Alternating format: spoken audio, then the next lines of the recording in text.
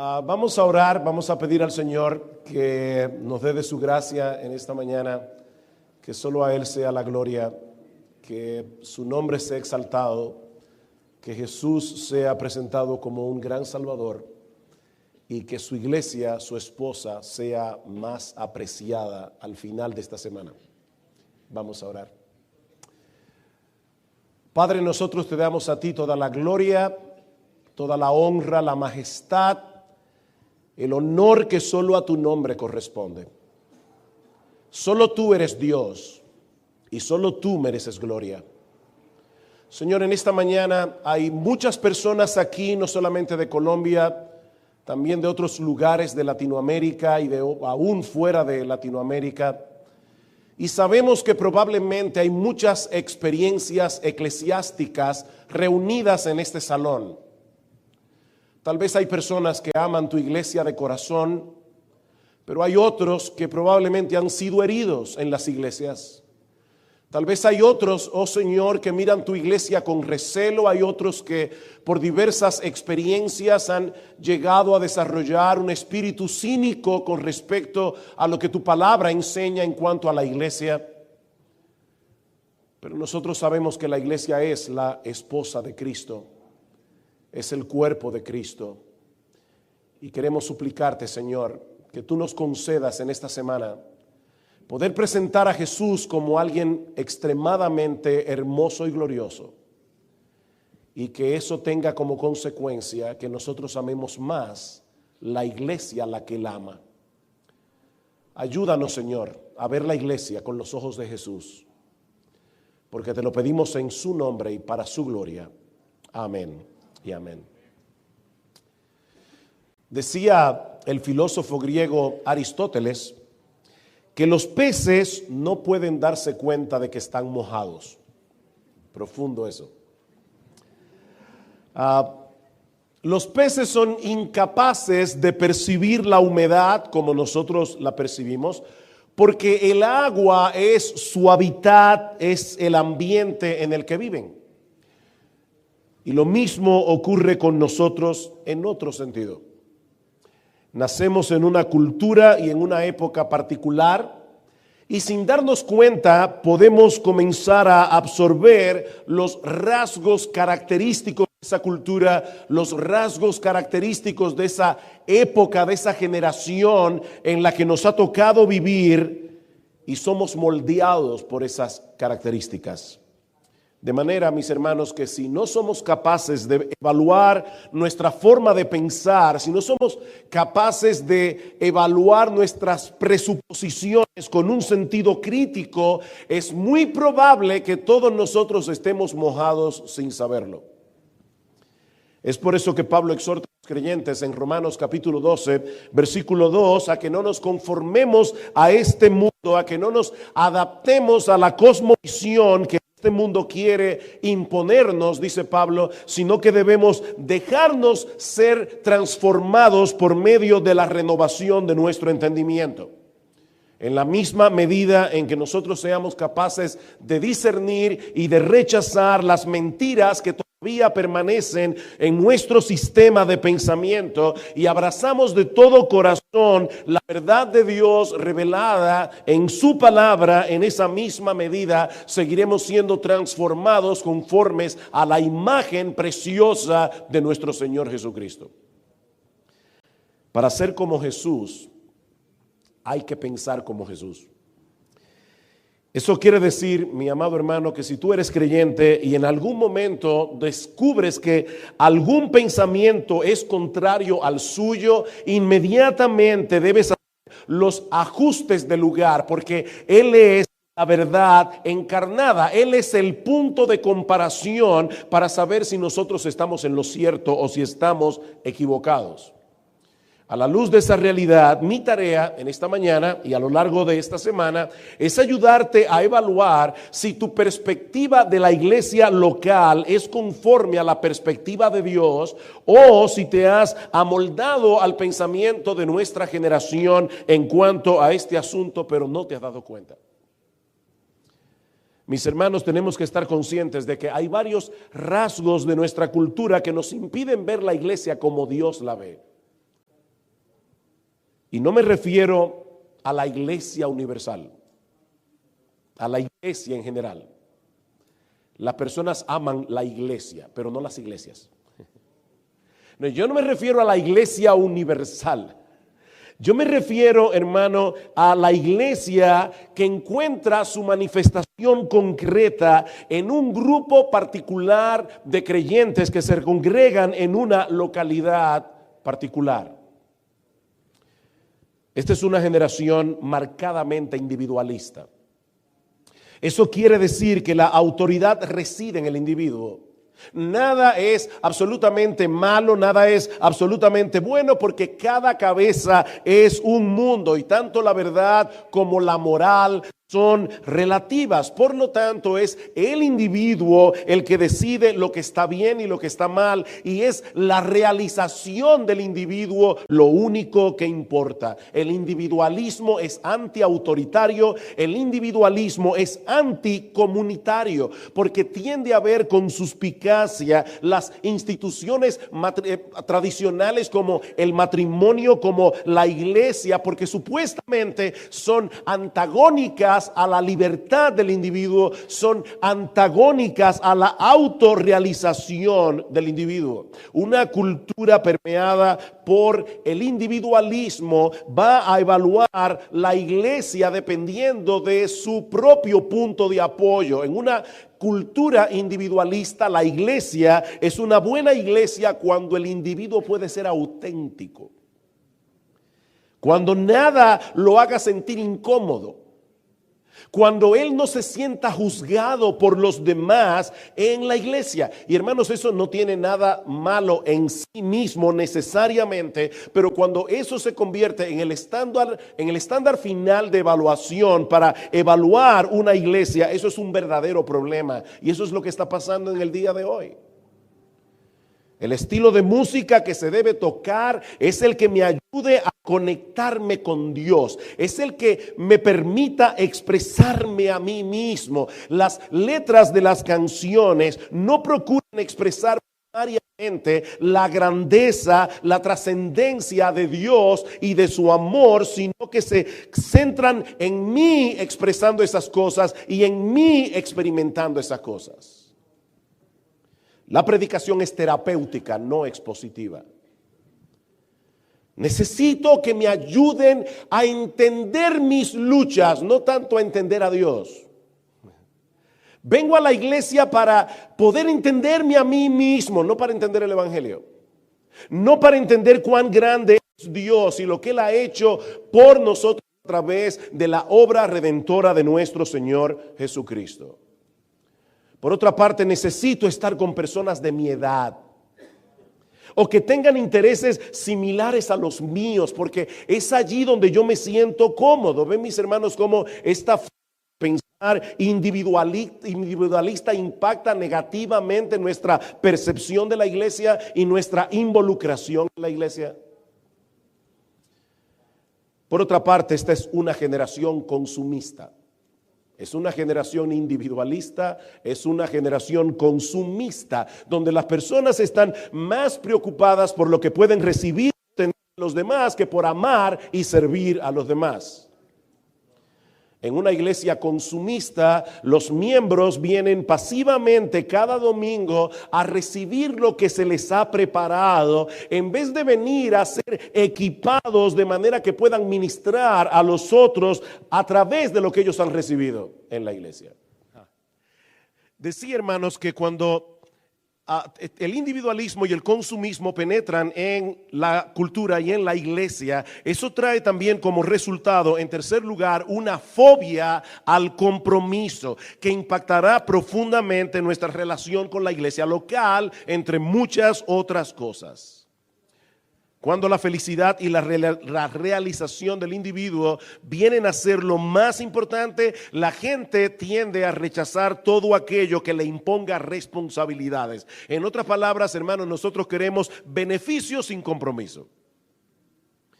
Cuando yo no era creyente, yo decía que nunca me iba a casar, porque no necesitaba firmar un papel para amar a una persona y serle fiel. Eso suena muy romántico, ¿verdad? Yo te amo, y no necesito un documento legal para probarlo. No estropeemos el amor con la burocracia del matrimonio.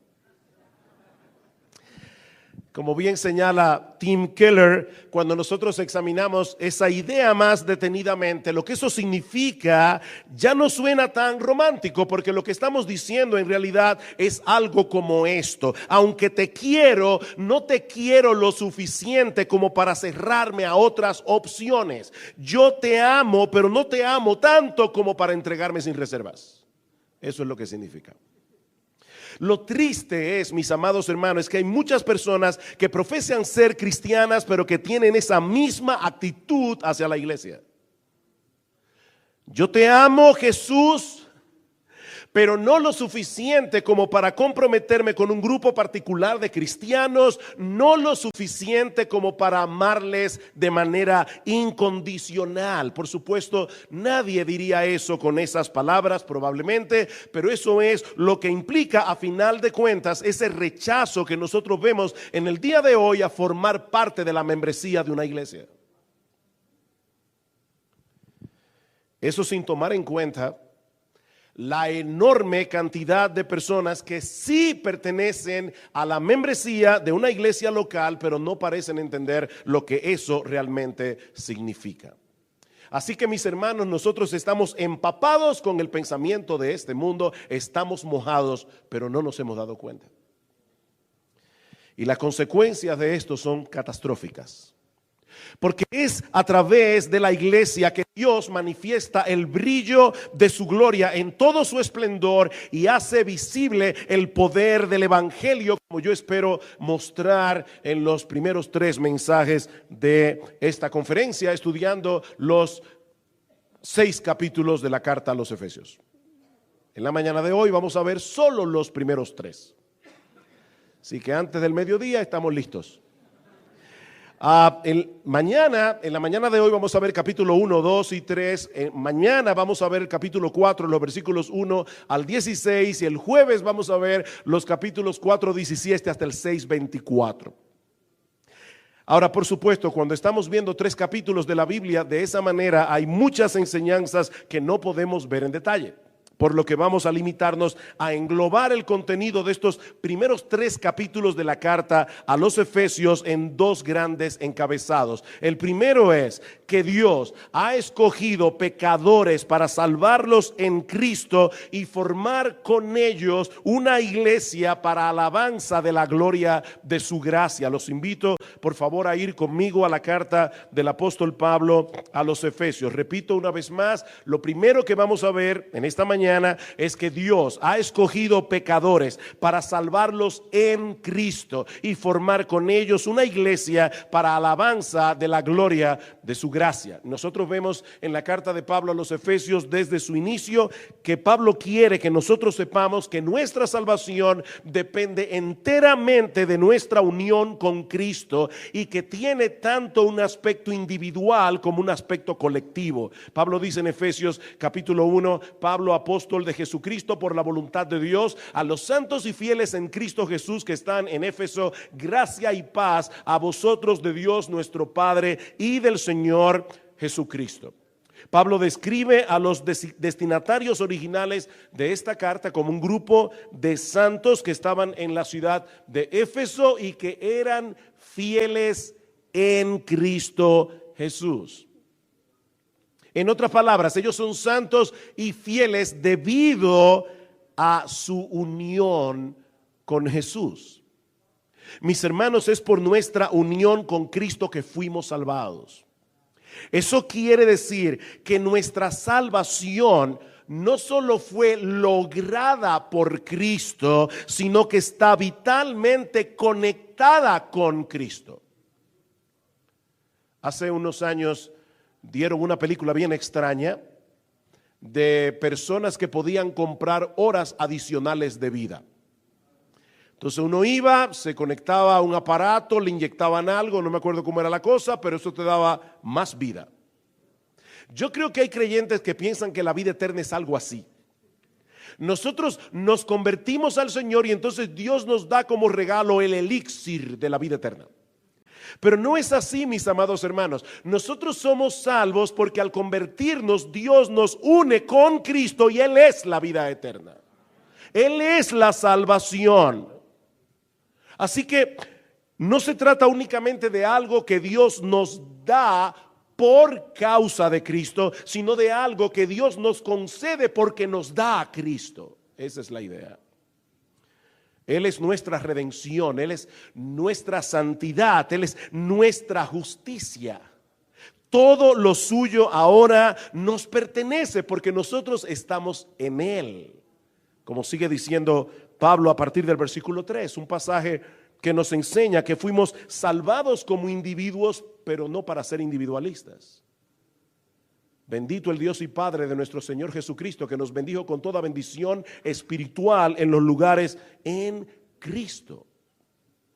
Este es un pasaje tan denso teológicamente que es imposible agotarlo en una serie de sermones y mucho menos en un mensaje que intenta cubrir, ¿verdad?, tanto terreno de una sola vez. Pero lo que Pablo nos está diciendo aquí es que los verdaderos creyentes tenemos tantas cosas en común por causa de nuestra unión con Cristo que sobrepasan por mucho cualquier cosa que pueda diferenciarnos. Todos fuimos escogidos desde antes de la fundación del mundo para ser bendecidos con toda bendición espiritual. Todos fuimos predestinados para ser adoptados como hijos mediante Jesucristo. Todos fuimos redimidos a precio de sangre y a todos se nos han perdonado todos los pecados según las riquezas de su gracia, a todos por igual. Y así podríamos continuar hasta el versículo 14, detallando uno por uno los enormes privilegios que Dios nos ha concedido por medio de la fe al proveernos gratuitamente todo lo que le pertenece a Jesucristo. Y hermanos, esto es tan importante, lo que Pablo nos enseña en Efesios 1, 3 al 14.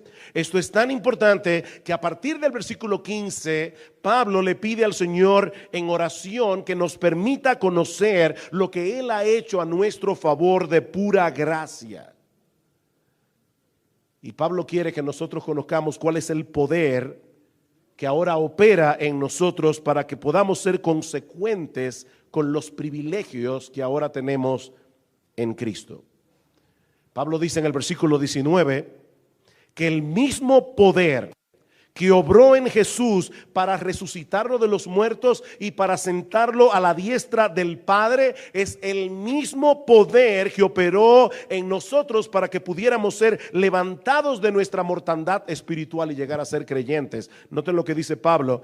Dice: yo le oro a Dios que alumbre los ojos de vuestro entendimiento, versículo 19, para que sepáis cuál es, me encanta esta frase, la super eminente grandeza de su poder para con nosotros los que creemos, según la operación del poder de su fuerza, la cual operó en Cristo, resucitándole de los muertos y sentándole a su diestra en los lugares celestiales. Wow. Tú estabas muerto en tus delitos y pecados.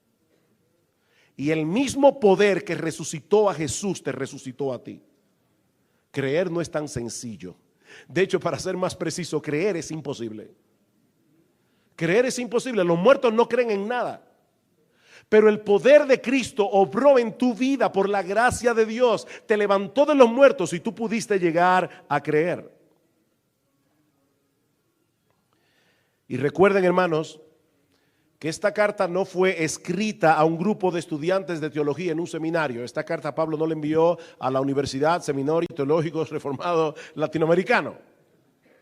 No, Pablo le envió esta carta a una iglesia compuesta por personas comunes y corrientes como tú y como yo, personas que necesitaban tener un mejor entendimiento del evangelio.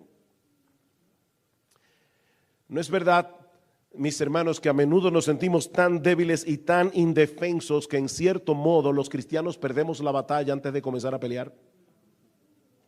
Es por eso que Pablo quiere hacernos conscientes de la suprema autoridad que se le ha conferido a nuestro Señor Jesucristo, quien es la cabeza de la iglesia. Versículo 21 dice que Él fue sentado a la diestra de Dios en los lugares celestiales, sobre todo principado y autoridad y poder y señorío, y sobre todo nombre que se nombra, no solo en este siglo, sino también en el venidero, y sometió todas las cosas bajo sus pies y lo dio por cabeza sobre todas las cosas a la iglesia, la cual es su cuerpo, la plenitud de aquel que lo llena el todo en todo. Esa es la autoridad de Jesús. ¿Qué significa eso en palabras más sencillas? Pablo nos está diciendo aquí que en todo el universo, mis amados hermanos, nadie tiene una mayor autoridad que Jesús. Y que esa autoridad no solo le confiere a Él gloria, esa autoridad suprema de Jesús beneficia a la iglesia. Como dice el teólogo Sinclair Ferguson, Él reina sobre todas las cosas, Él somete a todos sus enemigos, Él hace frente a todas las fuerzas malvadas, siniestras en el universo, a fin de salvaguardar y bendecir a su pueblo escogido. Mis hermanos, ese glorioso Salvador que fue exaltado sobre todos los cielos y que tiene dominio sobre todas las criaturas del universo, es también cabeza de la iglesia, la cual es su cuerpo, la plenitud de aquel que todo lo llena en todo.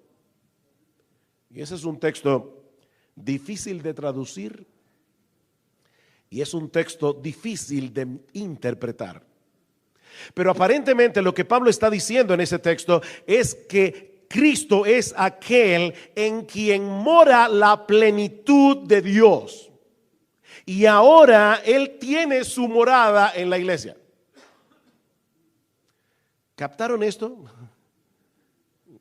Yo quiero estar seguro de que sí. Cristo es aquel en quien mora toda la plenitud de Dios. Y Él ha decidido hacer su morada en la iglesia, como dice Ferguson otra vez, inundándola con su gracia, conformándola a su imagen, hasta que esa iglesia sea llena de la semejanza de Él. ¡Qué glorioso!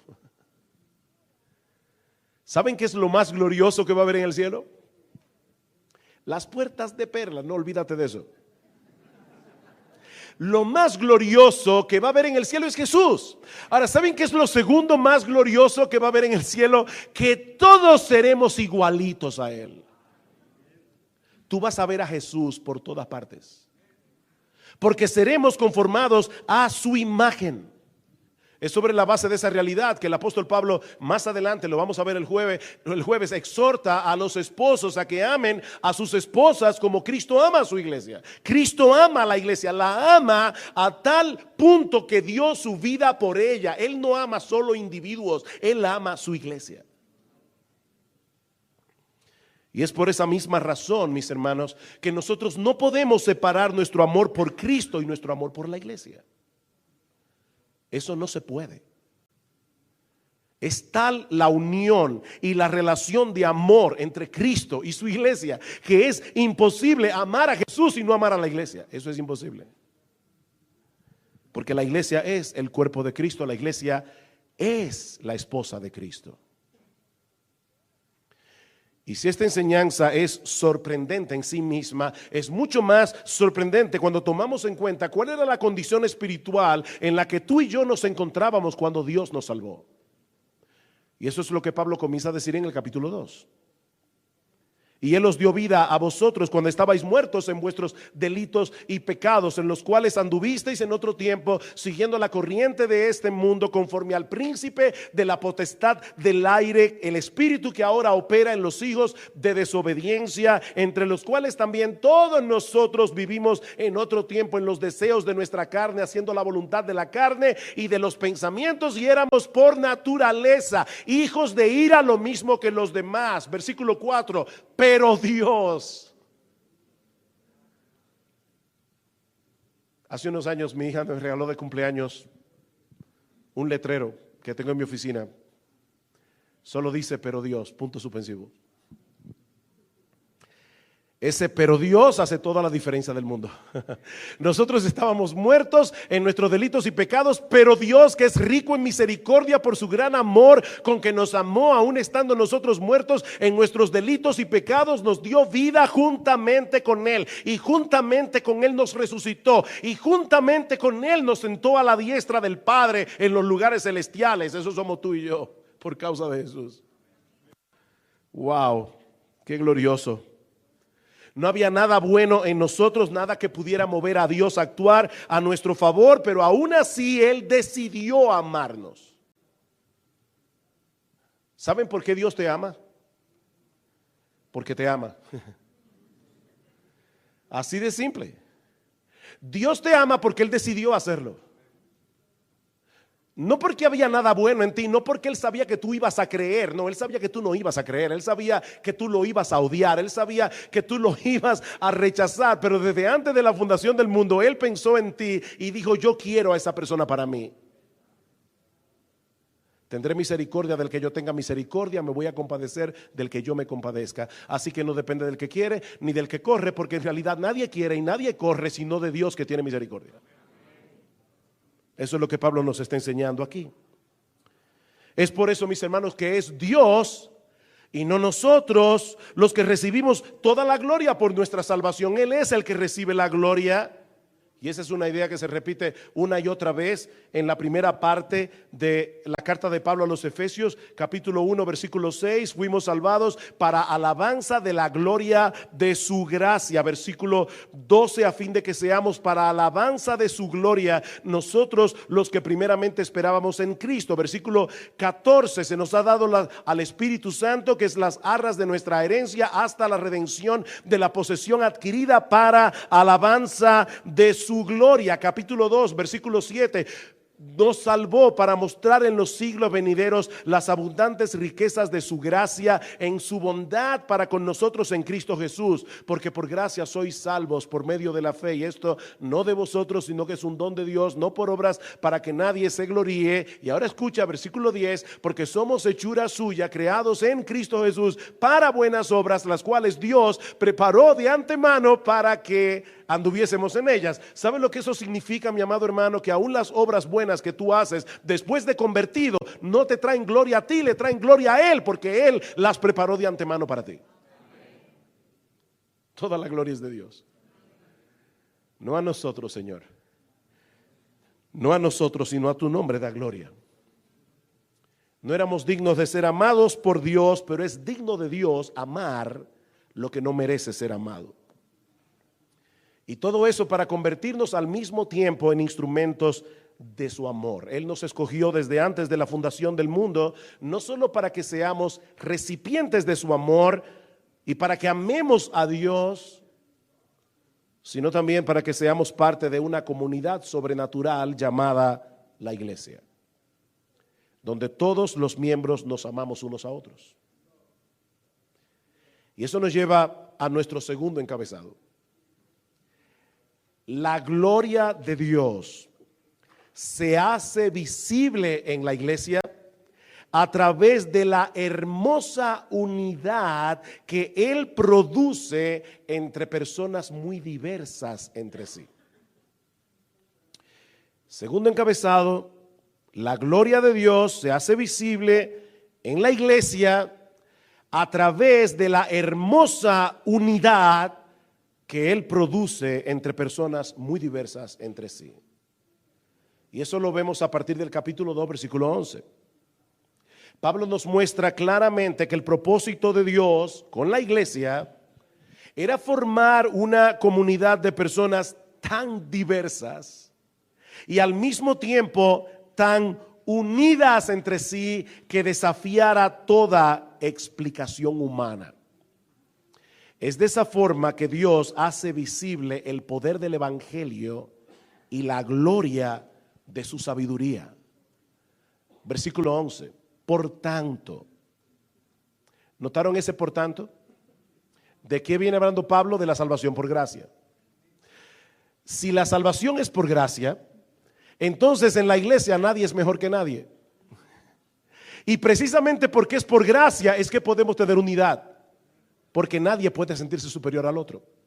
Así que Pablo dice, por tanto, acordaos de que en otro tiempo vosotros, los gentiles en cuanto a la carne, eras llamados sin circuncisión por la llamada circuncisión hecha con mano en la carne. En aquel tiempo estabais sin Cristo, alejados de la ciudadanía de Israel, ajenos a los pactos de la promesa, sin esperanza y sin Dios en el mundo.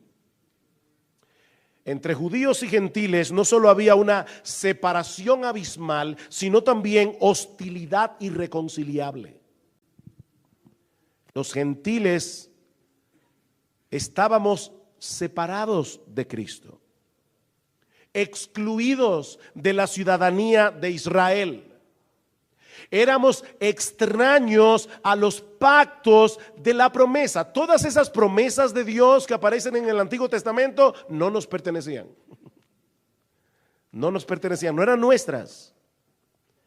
Y estábamos en enemistad contra el pueblo de Dios. Pero ¿qué pasó? Versículo 13. Pero ahora, en Cristo, vosotros que en otro tiempo estabais lejos, habéis sido hechos cercanos por la sangre de Cristo, porque Él es nuestra paz, que de ambos pueblos hizo uno, derribando la pared intermedia de separación. De ambos pueblos Él hizo uno. Y más adelante Pablo dice que Él de ambos pueblos hizo un templo espiritual, donde Dios es adorado. Por causa de la obra redentora de Cristo en la cruz del Calvario, ahora los judíos y los gentiles creyentes forman un mismo pueblo, una misma humanidad, una misma familia y un mismo templo.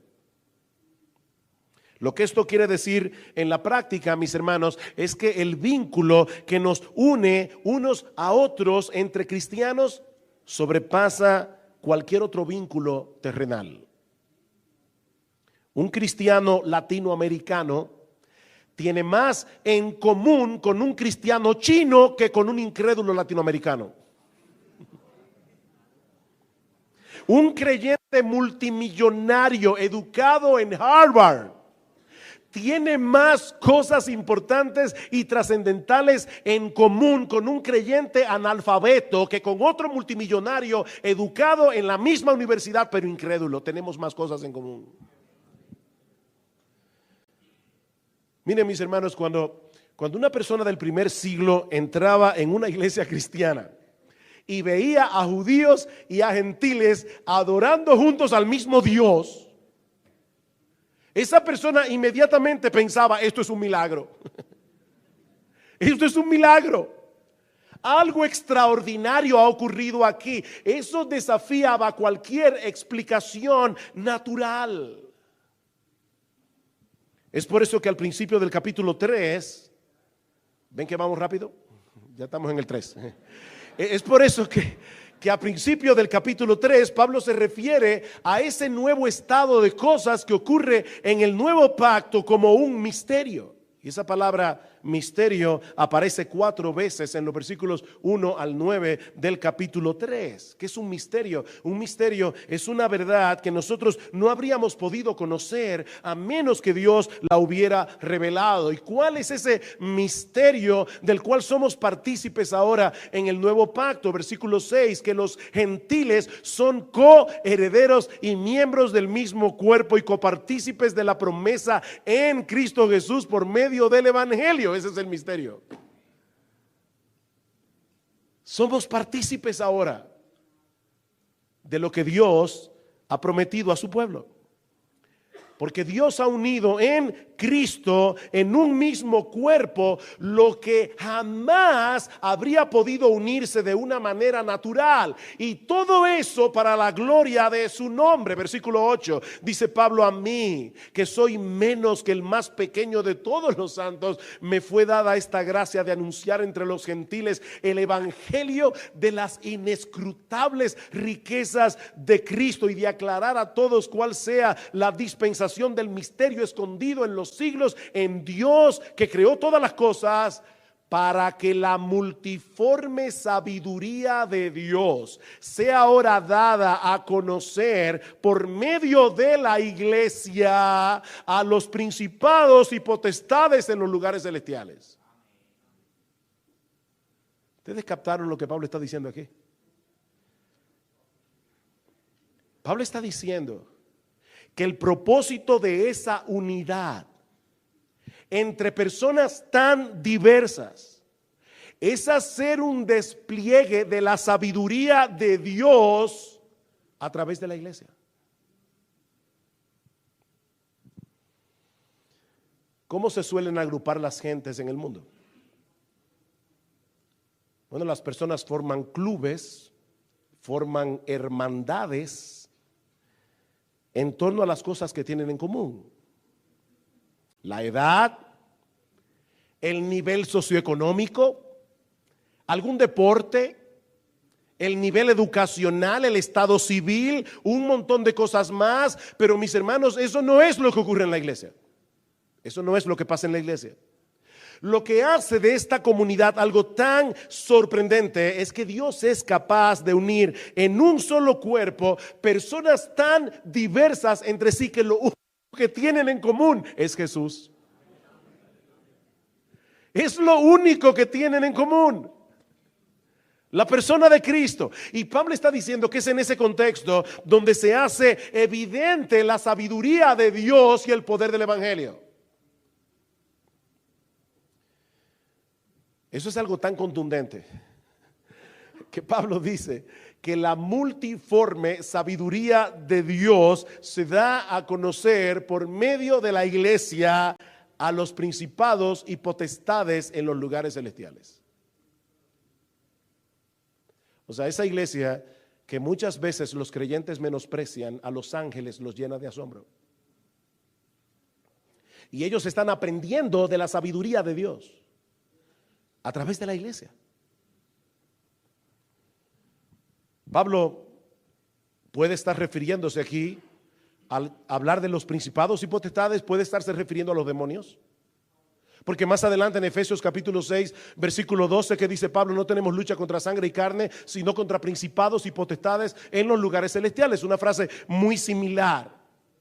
Y si es a eso que se refiere Pablo, él está queriendo decir que a través de la iglesia Dios le demuestra a los demonios la forma tan sorprendente como él cumplió la promesa de Génesis capítulo 3 versículo 15 para restaurar una humanidad que ha sido severamente dañada y severamente fragmentada por causa del pecado. Dios le está diciendo al diablo a través de la iglesia, mira mi obra maestra, lo que tú quisiste destruir, yo lo restauré a través de un hombre muerto en una cruz.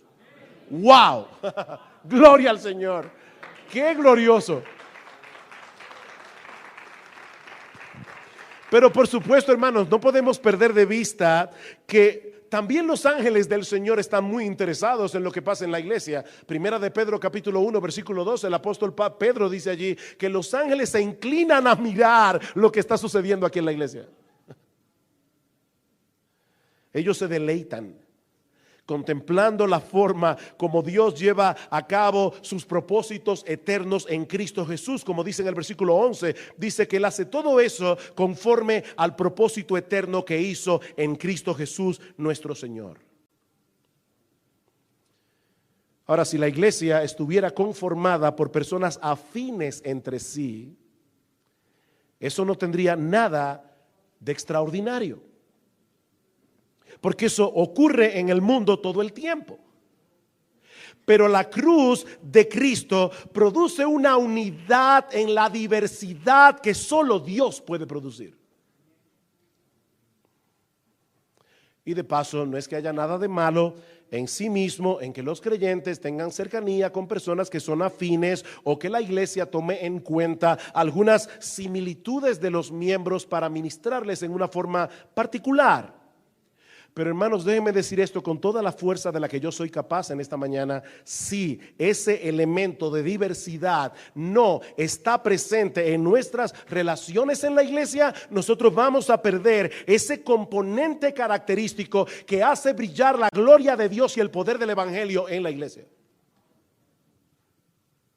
Cuando los jóvenes pueden tener comunión con los más viejos, cuando los ricos pueden tener comunión con los más pobres, cuando los educados pueden tener comunión con los analfabetos.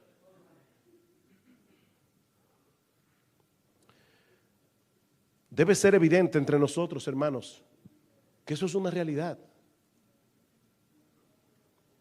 En pocas palabras, el mundo tiene que ver en la iglesia un tipo de relación que ellos no puedan explicar en términos sociológicos, que ellos no puedan explicar en términos demográficos.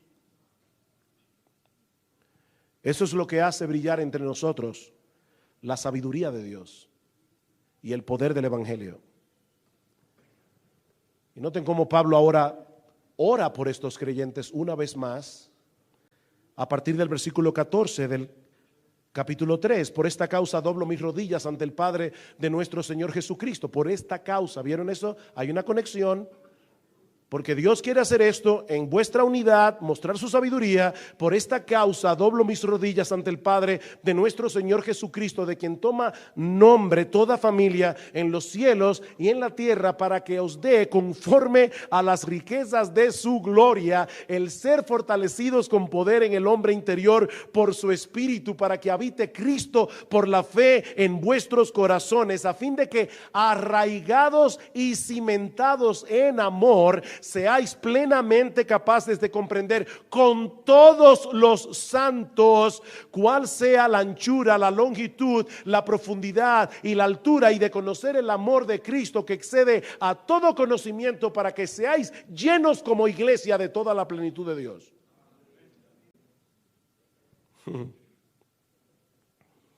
Este pasaje es tan profundo que yo podría predicar un sermón versículo por versículo y quedarme solo en la superficie. Por eso voy a limitarme únicamente, y con mucho dolor, voy a limitarme únicamente a lo que está conectado con nuestro tema. Pablo le pide al Padre en oración que fortalezca a estos creyentes con poder de su Espíritu, de manera que ellos sean capaces de comprender en el contexto de la iglesia el incomprensible amor de Cristo, y no de una manera meramente intelectual, sino experimental. La palabra griega que se traduce como comprender en el versículo 18 da la idea de saltar sobre alguien y subyugarlo. Esa es la idea. O sea, se trata de la comprensión, de una comprensión del amor de Cristo que te atrapa de tal manera que trastorna completamente tus valores y tu percepción de las cosas. De repente te das cuenta de que eres tan amado que tú eres capaz de entregarte por entero a amarlo a Él, amando a los demás. Yo no sé si estoy pudiendo explicar esto. Me siento tan frustrado. La idea es esta. Cuando una persona se siente subyugada por el amor de Cristo, cuando una persona es atrapada por el amor de Cristo, cuando una persona dice, yo no entiendo cómo ese Jesús me ama tanto, Él no va por la vida demandando que los otros lo amen. Esa persona es capaz ahora de entregarse por entero a amar a los demás, porque Él es demasiado amado.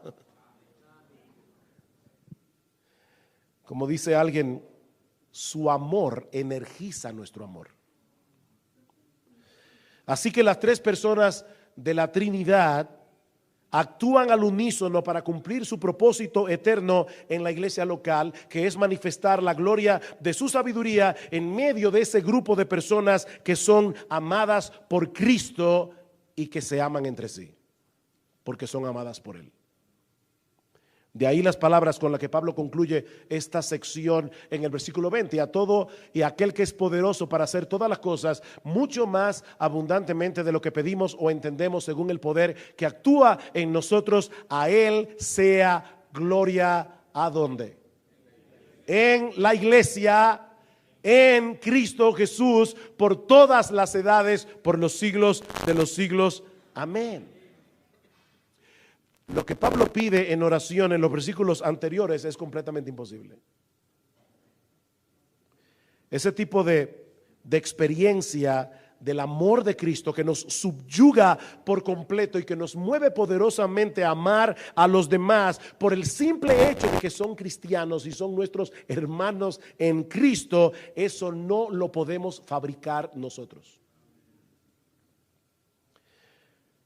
Por eso Pablo nos recuerda que eso que parece imposible, nuestro Dios es capaz de hacerlo más allá de lo que nosotros podemos pedir o entender. Nuestro Dios hace cosas que parecen imposibles, siempre que sean conforme a su voluntad.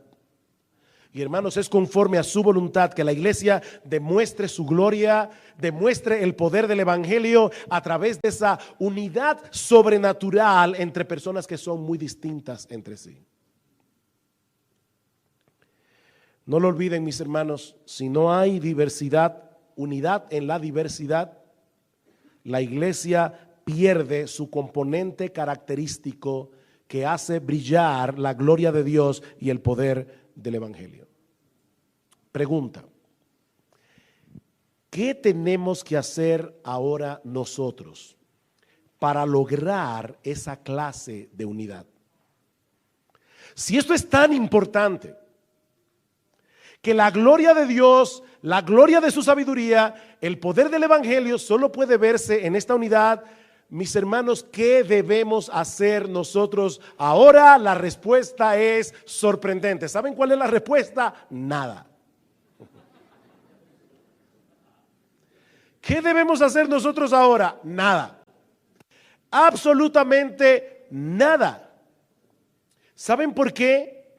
Porque ya Dios lo hizo. Eso es lo que Pablo está tratando de demostrar en esta carta. Ya Cristo derribó la pared intermedia de separación. Eso ya pasó. Si no te enteraste, hace 2000 años.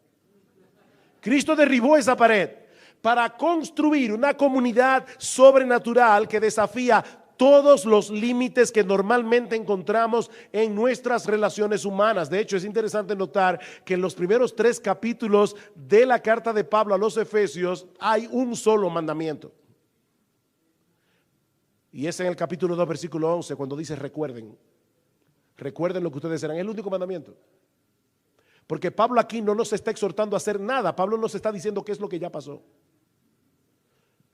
Para los que recuerdan su gramática española en la escuela, los que no hace mucho que pasaron por las aulas, no es lo mismo el modo indicativo que el modo imperativo. El modo indicativo es la declaración de un hecho. El modo imperativo es una orden. Bueno, lo que nosotros tenemos en Efesios capítulo 1, 2 y 3 son los indicativos de la gramática del evangelio. Cuando lleguemos al capítulo 4 vamos a ver los imperativos de la gramática del evangelio. Pero ahora estamos sentando la base.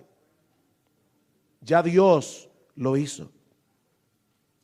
Pero como veremos mañana, hay algunas cosas que sí debemos hacer para nutrir, preservar, fortalecer esa unidad que ya Dios hizo. Capítulo 4, versículo 1.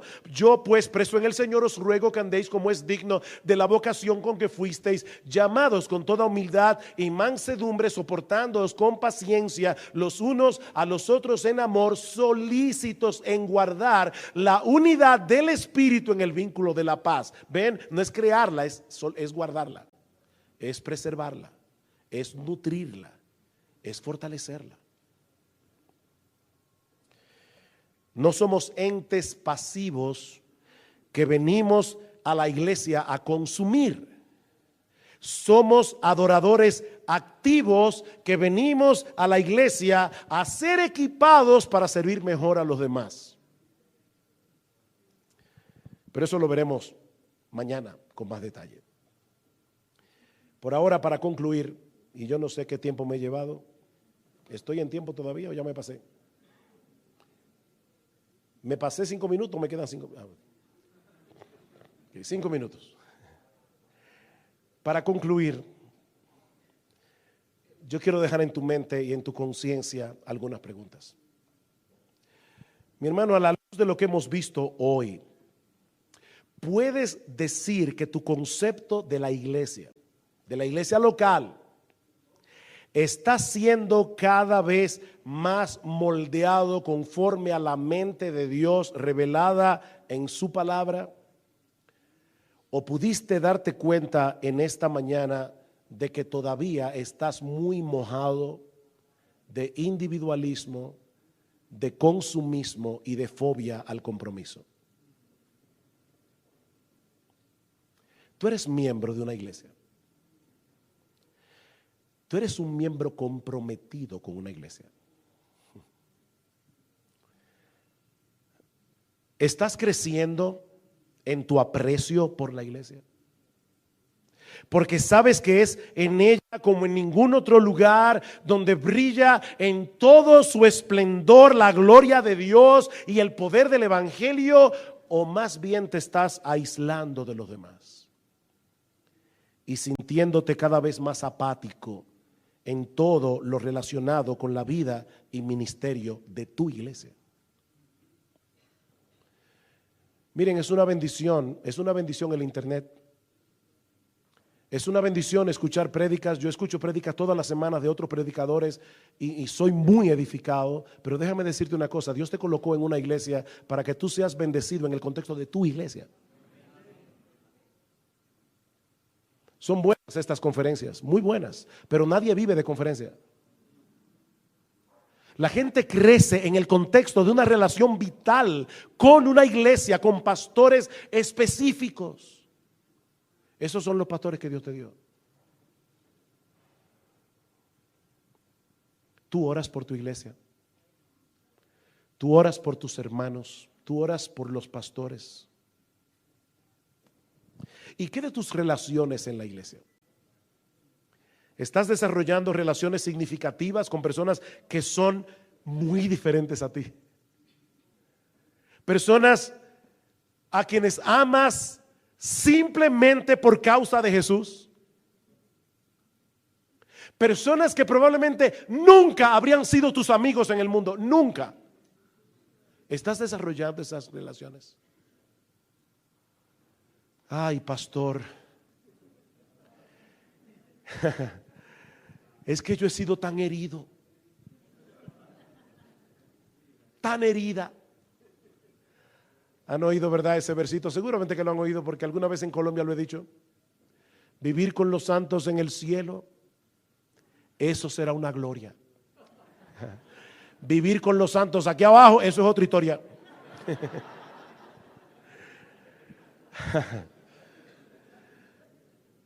Pastor, se me hace tan difícil volver a confiar en la gente.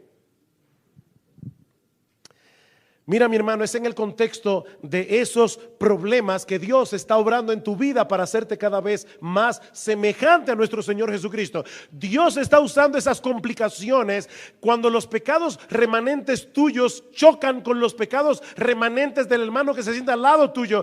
Dios está usando esto para pulir tu carácter, para hacerte más hermoso, más hermosa, más semejante a Jesús. Toma el fruto del Espíritu. Gálatas 5:22. El fruto del Espíritu es amor, gozo, paz, paciencia, benignidad, bondad, fe, mansedumbre, templanza, dominio propio. ¿Cómo se desarrollan esas cosas? En medio de problemas y conflictos. El fruto del Espíritu es amor. ¿Amar a quién? ¿Al hermanito buena gente que siempre te saluda? ¿O al pesado ese que nunca ni te mira? ¿Amar a quién?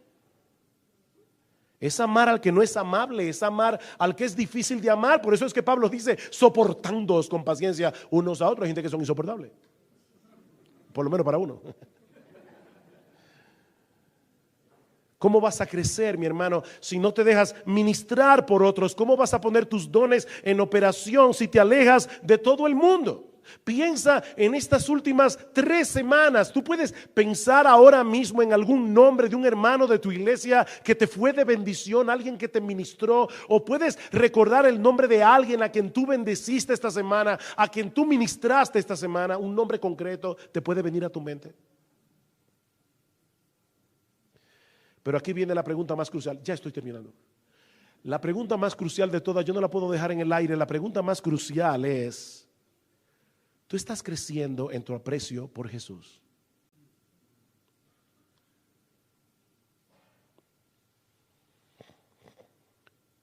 En el entendimiento de su amor, de su amor que lo llevó a la cruz. Tú estás creciendo en el entendimiento de lo que es el Evangelio. De tal manera que te sientes por momentos atrapado y subyugado por todo lo que Él es y por todo lo que Él ha hecho por ti.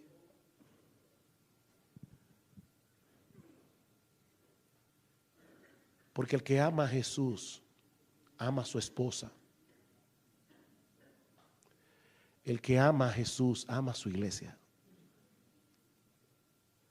Órale al Señor como Pablo ora: Señor, abre los ojos de mi entendimiento para yo entender lo que tú has hecho. Ora, ora.